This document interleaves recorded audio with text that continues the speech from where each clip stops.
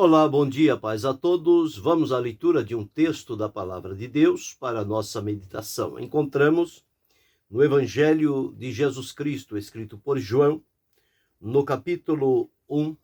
Vamos ler o versículo 1 e o versículo 14. Assim está escrito: No princípio era o Verbo, e o Verbo estava com Deus, e o Verbo era Deus. E o Verbo se fez carne e habitou entre nós, e vimos a sua glória, como a glória do unigênito, cheio de graça e de verdade. Esse é o texto para a meditação de hoje, falando sobre 6 aspectos a respeito de Jesus. Alguns encontramos aqui, outros faremos referência a outros textos. Mas aqui está registrado, já neste primeiro versículo do Evangelho escrito por João, falando a respeito da divindade do Senhor Jesus Cristo. Ou seja, está nos afirmando que no princípio era o Verbo, e este Verbo estava com Deus, e o Verbo era Deus. Quando tem esta expressão do Verbo, do Logos, da palavra, isto tudo é uma referência à pessoa maravilhosa do Senhor Jesus Cristo, no seu estado divino, junto ao Pai, diante do Pai, igual com o Pai, em poder, em essência, em atributos, enfim, não há nenhuma diferenciação entre o Pai, o Filho e o Espírito Santo. Nos aspectos, nos atributos, nas operações, enfim, em tudo quanto eles se movimentam, eles são iguais. Eles têm a mesma atuação. Não há diferença de um maior e o outro menor. Portanto, aqui traz para nós esta divindade maravilhosa e diz-nos, terminando este versículo, diz que e o Verbo era Deus. Quando nós vamos ao versículo 14, isto vai nos aclarar quem era este Verbo.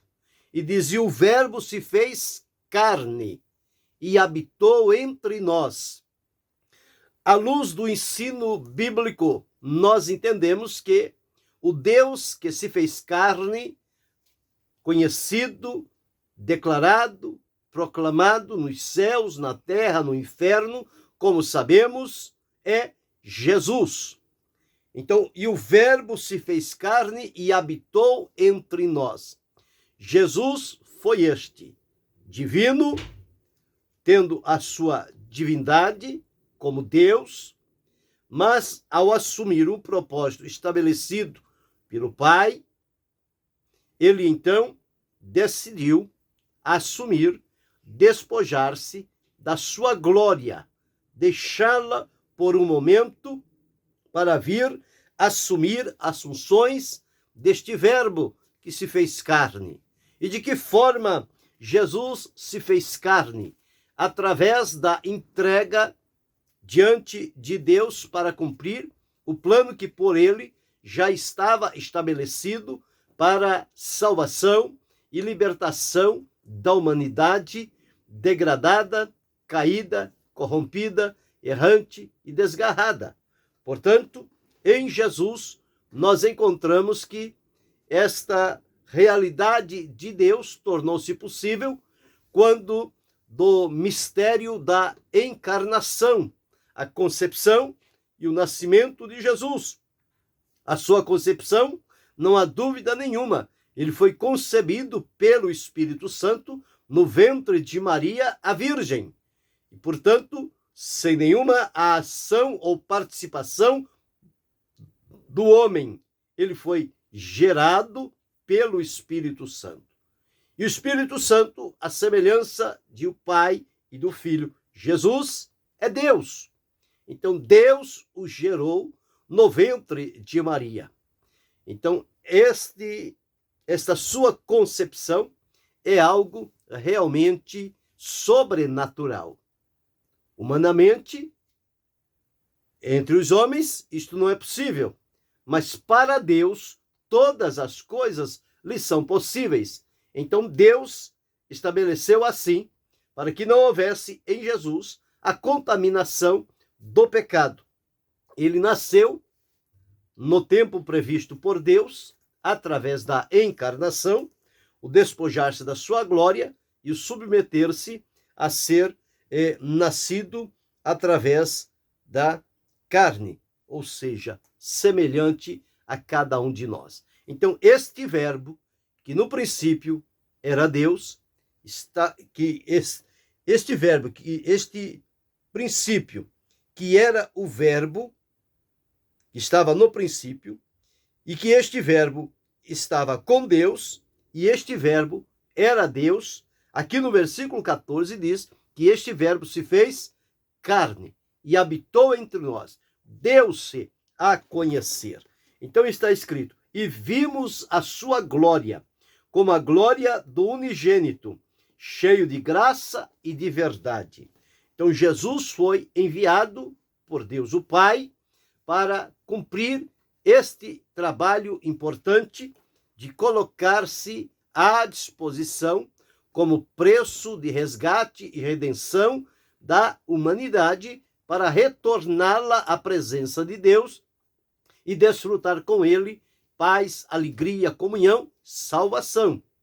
Então aqui, esse primeiro aspecto a respeito de Jesus, nós estamos olhando aqui e vendo dois aspectos importantíssimos a respeito de Jesus, para que não haja nenhuma dúvida.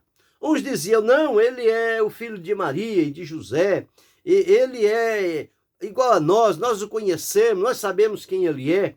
Mas aqui a Escritura nos apresenta dois aspectos por demais importantes. Primeiro, que Jesus é Deus. Então, ele é divino. Ele é divino. Ele é Deus. Deus está no seu lugar, na sua posição, é o único Deus verdadeiro, e a Jesus Cristo a quem enviaste. Então, esta divindade de que João está retratando aqui é a respeito da pessoa bendita de Jesus Cristo. Então, ele é divino, portanto, tem em si o aspecto, o atributo da divindade, de ser Deus. Quando chegamos no versículo 14, que nós lemos, este verbo, este Jesus, que é Deus, que é divino, ele encarnou-se. Diz-nos aqui, ele se fez carne. Quer dizer, assumiu a identidade humana. Então aqui observamos já a humanidade de Jesus. E esta humanidade de Jesus está relacionada ao corpo humano que ele recebeu para viver entre os homens aqui na terra. Com razão, Paulo deixou registrado, quando escreveu a Timóteo, na primeira epístola de Timóteo, que vamos ler, onde está escrito assim. 1 Timóteo, capítulo 2, e o versículo de número 5. Porque há um só Deus e um só mediador entre Deus e os homens, Jesus Cristo, homem. Então, a realidade que ele traz aqui, há um só Deus, que é Jesus Cristo, e este Jesus Cristo é homem, humanizou-se. Então, dentro do aspecto da vida de Jesus, nós encontramos ele aqui em dois versículos, como Deus e como homem. Como Deus e como homem. Jesus, para se tornar homem, não deixou de ser Deus. Jesus, para ser Deus, não deixou de ser homem. Então, nós encontramos este aspecto que traz a nós o impacto do mover do poder de Deus em manter-se a sua divindade e também assumir a humanidade. Tanto é que no registro dos evangelhos, fica registrado que 2 evangelistas preocuparam-se com estes 2 aspectos a respeito de Jesus. Por exemplo, João, no seu evangelho, a sua ocupação maior é apresentar Jesus como Deus, ou seja, a divindade de Jesus. Jesus como divino. O evangelho de João, ele é diferente dos outros, porque nós encontramos esta linguagem, tratando-se de Jesus como Deus. Inerente a ele todo o poder que lhe é atribuído. Jesus é Deus, Jesus é divino. Então, o evangelho de João se ocupa sobre a divindade de Jesus. Por isso que ele fala sobre muitos milagres, ele fala sobre crer, ele fala sobre vida eterna. Então, tudo isto levando ao lado do aspecto divino de Jesus. Jesus como Deus. Já encontramos o evangelho escrito por Lucas, ele é totalmente dedicado à humanidade de Jesus. Enquanto João apresenta Jesus como Filho de Deus, Jesus como Deus, como divino, Lucas o apresenta Jesus como Filho do homem, retratando a humanidade de Jesus. Jesus como homem. Tanto é que na figura representativa dos evangelhos, em Lucas, ele é representado como homem. Em João, ele é representado como a águia que voa nas alturas, como homem que vive sobre a terra, como águia que vive nos céus, é a sua habitação. Então, encontramos nesses 2 evangelhos ressaltando tanto a divindade quanto a humanidade de Jesus. E lá em Timóteo, Paulo deixa registrado que há um só Deus e mediador. Há um só mediador entre Deus e os homens, Jesus Cristo, o homem. Por que é que foi possível fazer a ligação do homem pecador com Deus Santo? Através de um mediador que, ao mesmo tempo, ele é Deus e ele é homem. Portanto, como Deus, ele está ligado à divindade. Como homem, ele estendeu a destra da misericórdia para, pela graça e amor de Deus, nos alcançar e nos salvar. Por isso é que em Jesus, aquele abismo que nos separava de Deus foi ligado unicamente através de Jesus. Ou seja, Jesus, numa linguagem para entender de maneira fácil, tornou-se uma ponte pela qual nós saímos da corrupção, da maldade, da iniquidade, do pecado, e por Jesus chegamos à presença de Deus, à sua santidade, e passamos a ter comunhão ininterrupta com ele. Isto só se tornou possível através de Jesus. João, ao deixar registrado, ele disse: porque Deus amou o mundo de tal maneira que deu seu Filho unigênito para que todo aquele que nele crê não pereça, mas tenha a vida eterna. Então, em Jesus, nós encontramos o Deus e o homem. Jesus como Deus, Jesus como homem. Daí a possibilidade de permitir-nos este acesso, esta ligação que acabou com aquela separação que existia entre nós e Deus. Isaías deixou esta separação bem registrada. Ele disse: eis que a mão do Senhor não está encolhida para que não possa salvar, nem o seu ouvido agravado para que não possa ouvir.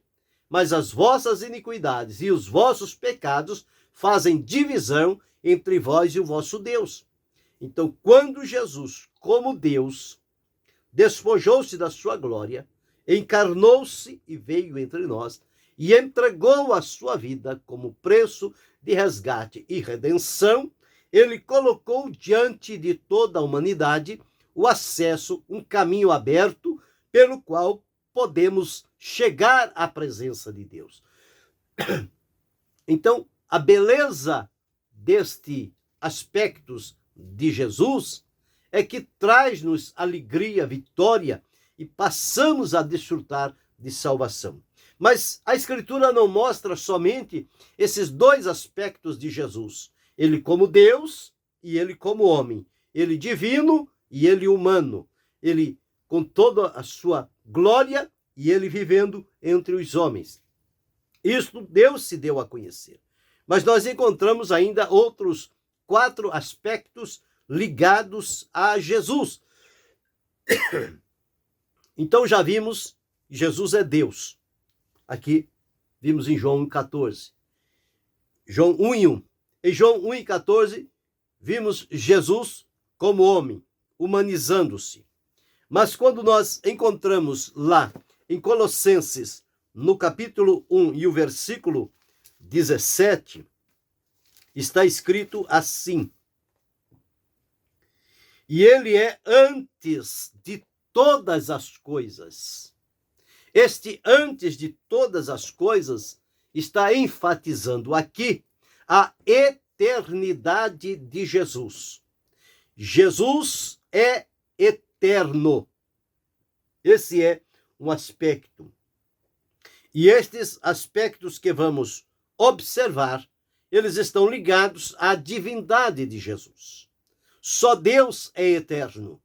Nós temos a promessa da eternidade através de Jesus, que é eterno. E ao nos salvar, nos salvou para a eternidade.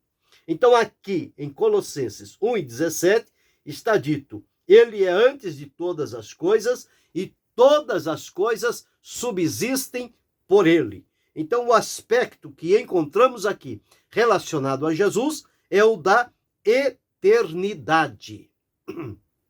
Eternidade. Lá em João disse, no princípio era o verbo. Que princípio era este? No princípio, quando Deus se deu a conhecer, porque ele é antes de tudo. Ele é antes de todas as coisas. Portanto, sem princípio de dias e sem fim de dias. Esta é a definição de eternidade. Não tem começo e não tem fim. Por isso, Deus nunca ele é considerado como passado ou futuro. Deus sempre é presente. Quando ele deu o seu nome a Moisés, ele não disse eu era, eu serei. Não, ele disse eu sou. Então, Deus é um eterno presente. Isso significa que ele é eterno. Não há passado, não há futuro. Ele é sempre o presente. Nós que somos humanos finitos, nós temos passado, presente e futuro. O passado já vivenciamos. O presente estamos vivendo hoje. O futuro não temos diante de nós. É uma interrogação, está diante de Deus. Mas nós temos unicamente o hoje, que é o presente. Mas aqui encontramos em Jesus a sua eternidade. Ele é eterno, para sempre eterno. E vamos observar aqui, em Colossenses 1, no versículo 16, nós vamos encontrar, está dito assim: porque nele, em Jesus, foram criadas todas as coisas, nos céus e na terra, visíveis e invisíveis, sejam tronos, sejam dominações, sejam principados, sejam potestades, tudo foi criado por ele e para ele. Aqui encontramos a supremacia. Ele é supremo. Ele é aquele que tem todo o poder em suas mãos. Ele é o soberano. Então aqui está dito que nele, em Jesus, foram criadas todas as coisas, nos céus e na terra. Isso evidencia em Jesus o aspecto da sua supremacia, a sua soberania. Não há ninguém que se iguale a ele. Então este é o quarto aspecto a respeito de Jesus. Já vimos o primeiro falando sobre a sua divindade. O segundo falando sobre a sua humanidade. O terceiro falando sobre a sua eternidade. E este quarto falando sobre a sua supremacia ou soberania. O quinto nós encontramos aqui, ainda em Colossenses 1:18. Diz, e ele é a cabeça do corpo, da igreja. É o princípio e o primogênito dentre mortos, para que em tudo tenha a preeminência. Aqui está falando da autoridade de Jesus. A autoridade que lhe é própria como Deus. Toda a autoridade emana de Deus e não há autoridade que não venha de Deus. Então aqui nós encontramos que nele reside, nele habita, em Jesus, ele como cabeça do corpo, que é a igreja, e que é o princípio e o primogênito entre os mortos, para que em tudo tenha a preeminência. Esta preeminência está ligada à autoridade que foi dada a Jesus. Ele disse, todo o poder o Pai me deu. Este poder representa a autoridade. Ele diz, todo o poder me foi dado nos céus e na terra. Então Jesus é o soberano. Jesus é poderoso. Jesus é aquele que tem autoridade da parte do Pai que lhe foi dado. E por fim, em sexto lugar, nós encontramos aqui, no versículo 19, afirmando o seguinte, porque foi do agrado do Pai que nele, que toda a plenitude nele habitasse, que em Jesus todo o plano e o propósito de Deus está habitando em Jesus. Então, nele está toda a plenitude. Então, estes são os recursos, a plenitude de que aqui nos fala, relacionados com a glória, para que a glória do Pai nele habitasse. Então, todos os recursos que nós hoje desfrutamos da parte de Deus estão interligados à vida de Jesus. Então, estes são aspectos da vida de Jesus, por demais úteis na vida de cada um de nós. Se isto não tivesse acontecido, se Jesus não tivesse submetido-se a despojar-se da sua glória e assumir a humanidade, de forma nenhuma nós teríamos condições de termos acesso à presença de Deus. Isto é a grande prova do amor de Deus para cada um de nós, para que possamos então entender como o amor de Deus se demonstra de maneira efetiva, permanente para cada um de nós, porque encontramos registrado na Escritura, dentre estes 6 aspectos relacionados com Jesus, nós aprendemos aqui, em primeiro lugar, sobre a divindade de Jesus. Jesus é Deus. Segundo, aprendemos sobre a humanidade de Jesus. O Verbo se fez carne, o Filho habitou entre nós, Jesus Cristo, homem. Este é o segundo aspecto a respeito de Jesus. O terceiro aspecto a respeito de Jesus é que ele é eterno. Ele é eterno. Ele é antes de todas as coisas. O quarto aspecto, nós observamos sobre a supremacia, ou seja, a soberania de Jesus. Porque tudo foi criado por ele e para ele. O quinto aspecto a respeito de Jesus, falamos sobre a sua autoridade, a autoridade que lhe foi dada. Todo o poder me foi dado. E o sexto e último aspecto relacionado a Jesus, trata-se dos seus recursos, os recursos que estão colocados em Jesus. Portanto, em Jesus, estes recursos tornam-se disponíveis para a nossa vida. então desfrutamos das riquezas, da graça, da glória, do reino, da herança, do poder, de tudo quanto Jesus é e representa diante de Deus para a humanidade. Tudo isso está acessível a cada um de nós que o servimos, o adoramos e o glorificamos. Portanto, sejamos gratos a Deus por esta tão grande revelação de Deus na pessoa de Jesus Cristo, seu Filho. Nós não tínhamos outra forma de conhecer a Deus a não ser que ele fosse demonstrado e revelado através de Jesus. Jesus, ao vir, ele nos fez conhecer a Deus, o Pai, na sua vivência, no seu trabalho, na sua conduta. E João registrou, tanto João quanto Paulo, nesses dois livros, registrou estes 6 aspectos: a divindade de Jesus, a humanidade de Jesus, a eternidade de Jesus, a supremacia de Jesus, a autoridade de Jesus e os recursos de Jesus. Então, tudo isso nós encontramos na Escritura. Portanto, somos ricos da graça e da glória de Deus. Esses recursos que ele coloca à nossa disposição. Desfrutemos com alegria. Vivamos esta realidade da comunhão com Jesus Cristo, que nos tirou da escravidão, que nos tirou da inimizade e nos levou à presença de Deus, tornou possível a reconciliação. O amor de Deus perpassa por sobre a nossa vida e nós agora estamos ligados a Deus através de Jesus Cristo.